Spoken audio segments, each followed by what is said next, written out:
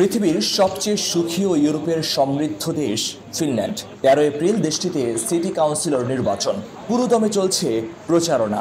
এই ভোট যুদ্ধে মনোনয়ন পেয়েছেন বাংলাদেশি বংশোদ্ভূত 8 জন।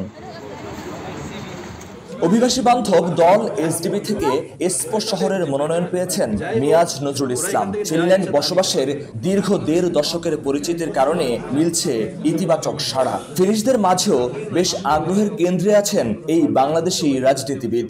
এছাড়া দলের অভিবাসী বান্ধব নীতি আগাম জয়ের বার্তা দিচ্ছে তাকে। বুলিং বেশ ভালো পরিমাণে আছে, সেটা নিয়ে আমরা কাজ করব। এরপরে আমরা কাজ করব আমাদের স্কুল এবং ডে কেয়ারগুলোতে যাতে হালাল খাবারের ব্যবস্থা করা হয়, সেটা নিয়ে আমরা কাজ করবো। সেটা আমাদের মিউনিসিপ্যালিটি এইসব হালাল খাবারের ব্যবস্থা করবে, সুতরাং হালাল খাবারের ব্যবস্থা করা সেটা তাদের দায়িত্ব, সেটা নিয়ে আমরা কাজ করছি।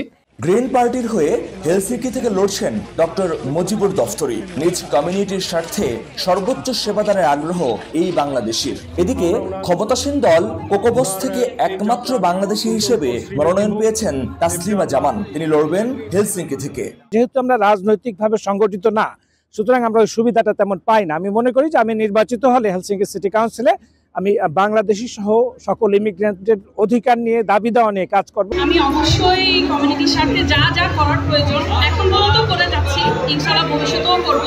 এর আগে কেরাভা শহর থেকে টানা 2 বার কাউন্সিলর নির্বাচিত হন প্রবাসী বাংলাদেশি শামসুল আলম, আর একবার কাউন্সিলর ছিলেন তরুণ হিজ্জাতুল আলম।